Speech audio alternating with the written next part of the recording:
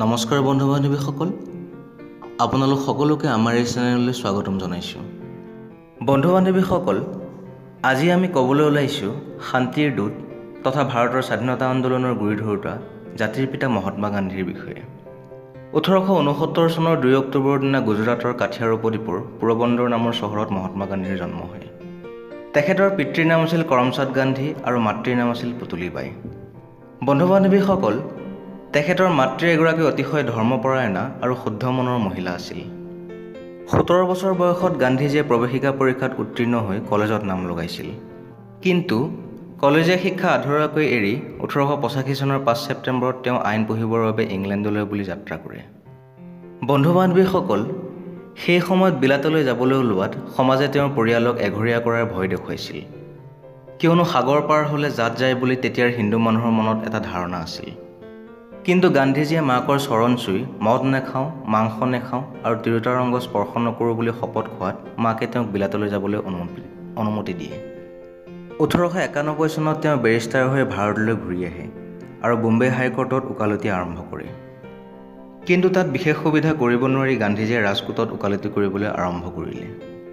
বন্ধু বান্ধৱীসকল, ইয়াত থাকোঁতেই পোৰবন্দৰৰ এখন দোকানৰ স্বত্বাধিকাৰীয়ে ভাৰতীয় আইনৰ এটা জটিল দেৱানী মোকদ্দমাত ওকালতি কৰিবলৈ গান্ধীজীক দক্ষিণ আফ্ৰিকালৈ পঠিয়ায়। 1893 চনত তেওঁ দক্ষিণ আফ্ৰিকালৈ বুলি যাত্ৰা আৰম্ভ কৰে।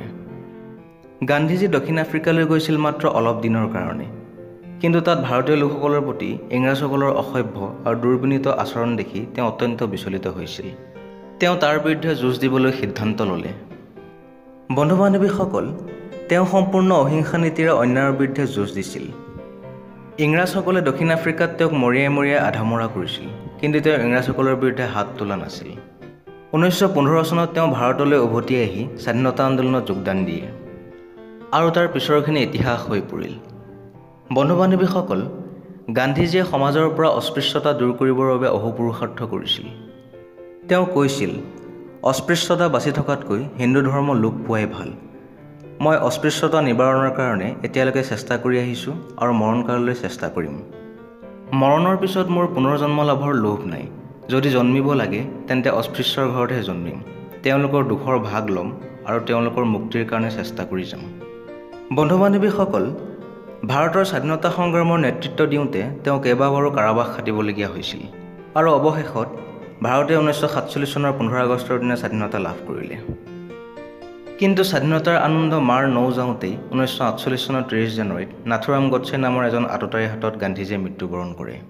বন্ধু বান্ধৱীসকল, অহিংসাৰ বাণীৰে ভাৰতৰ লগতে বিশ্বত মানৱ ধৰ্ম প্ৰতিষ্ঠাৰ ক্ষেত্ৰত গান্ধীজীয়ে যি অহোপুৰুষাৰ্থ কৰিলে তাৰ বাবে তেওঁ চিৰস্মৰণীয় হৈ ৰ'ব। বন্ধু বান্ধৱীসকল, এই আছিল গান্ধীজীৰ চমু জীৱন কাহিনী। পুনৰ এটা নতুন জীৱন কাহিনী লৈ আপোনালোকক লগ পোৱাৰ আশাৰে আজিলৈ বিদায় মাগিছোঁ। ভিডিঅ'টো চাই কেনে পালে জনাব, ভাল লাগিলে লাইক আৰু শ্বেয়াৰ কৰিব আৰু চেনেলটো ছাবস্ক্ৰাইব কৰিব। ধন্যবাদ।